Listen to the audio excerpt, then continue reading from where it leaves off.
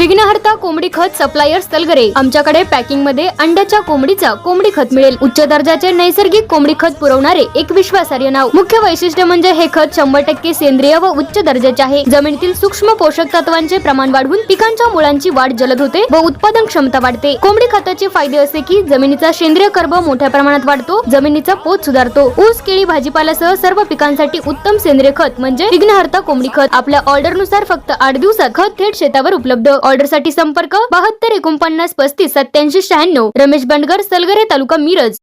प्रत्येक बातमीतील घटनेच्या वास्तविकतेची तुलना थेट पाहत रहा चांगली अपडेट।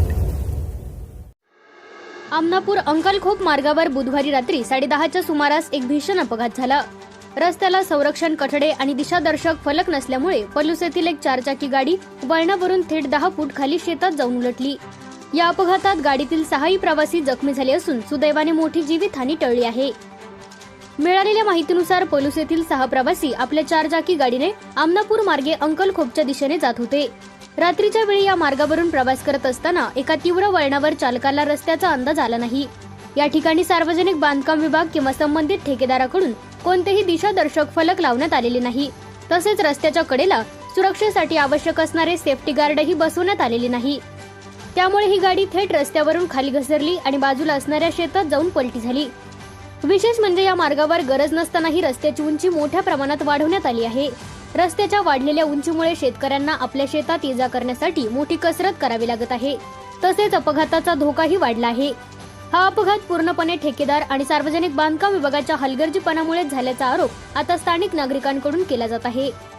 या मार्गावर अनेक ठिकाणी वळणे धोकादायक असूनही तिथे पुरेशी सुरक्षा यंत्रणा उभारण्यात आलेली नाही, ज्यामुळे रात्रीच्या वेळी प्रवास करणे वाहन धारकांसाठी जीवघेणी ठरत आहे।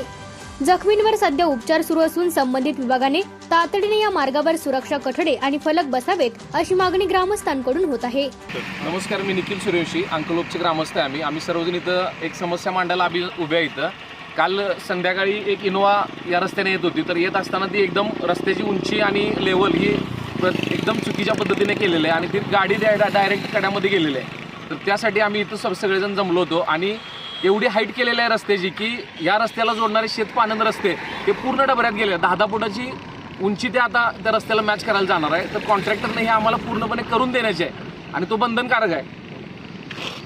की कॉन्ट्रॅक्टरला आम्ही 10 वेळा विचारलं की बाबा आमचे पानंद रस्ते तुम्ही पूर्वी होते तसे करून द्या, तरी कॉन्ट्रॅक्टर काय आज अखेर आम्हाला करून दिलेले नाहीत। यावर्षी एक ऊस घालवायला आम्ही पर्यायी मार्ग शोधून यावर्षी आम्ही ऊस दुसरीकडनं घालवला, पण आता पुढच्या वर्षी जर आम्हाला ऊस घालवताना जर एवढे 10-20 फूट जर आम्ही रस्ते चढवले असले आणि ते आम्ही पानंद रस्त्यानं ऊस कसा काढायचा बाहेर, हा एक आमच्या फार पुढं प्रश्न आहे आमच्या पुढे। त्यामुळे आणि रस्त्याला बोर्ड नाहीत, काय नाही, जे वाहन येईल ते सरळ ऊसात जायला लागले। रोज एक ॲक्सिडेंट आहे, रोज डेली एक ॲक्सिडेंट आहे। किती लोकांच्या जीवाशी हे कॉन्ट्रॅक्टर खेळायला लागले ते आम्हाला पण काय समजत नाही।